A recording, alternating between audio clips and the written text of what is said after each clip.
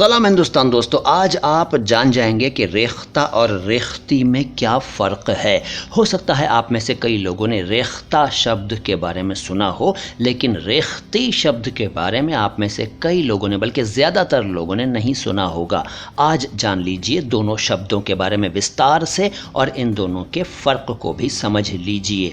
पहले रेख्ता, ये तो आप में से कई लोग जानते हैं कि उर्दू का एक पुराना नाम रेख्ता है, ठीक है। और ये भी शायद कई लोग जानते होंगे कि रेख्ता का एक अर्थ है बिखरा हुआ। लेकिन आज मैं आपको रेख्ता के कुछ ऐसे अर्थ बताऊंगा जो आपको हैरान करेंगे और आप यकीन नहीं करेंगे, लेकिन यकीन तो करना पड़ेगा क्योंकि मैं रिसर्च के बाद ही कुछ बताता हूँ। तो जानिए रेख्ता के बारे में और फिर रेख्ती के बारे में। रेख्ता के कई अर्थ हैं, हिंदी, उर्दू और अंग्रेज़ी में इसके कुछ अर्थ बता रहा हूँ, सुन लीजिए।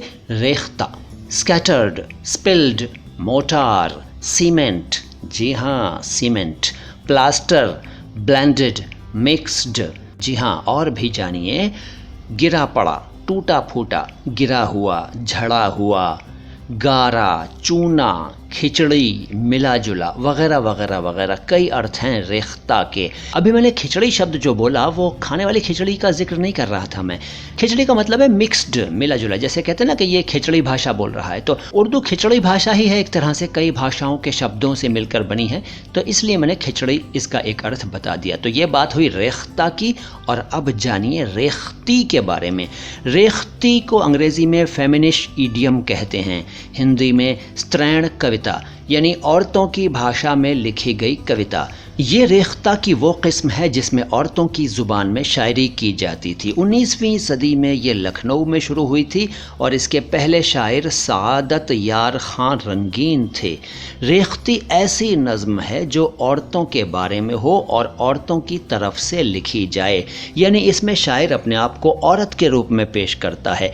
इसको ज़्यादा प्रसिद्धि नहीं मिली, ज़्यादा ये नहीं चल पाई क्योंकि इसमें कई चीज़ें ऑब्जेक्शनेबल थीं, आपत्तिजनक थीं। लेकिन उन सब बातों का जिक्र फिर कभी। फ़िलहाल तो मैंने आपको रेख्ता और रेख्ती के अंतर के बारे में बता दिया।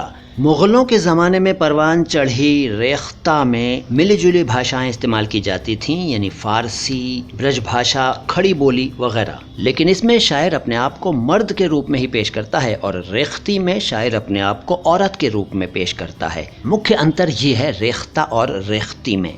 ये छोटा सा वीडियो कैसा लगा कमेंट बॉक्स में लिख कर मुझे बताइए, और वीडियो को लाइक नहीं किया है तो लाइक कर दीजिए, अच्छा न लगा हो तो डिसलाइक कर दीजिए, चैनल को सब्सक्राइब नहीं किया है तो सब्सक्राइब कर लीजिए। सलाम हिंदुस्तान।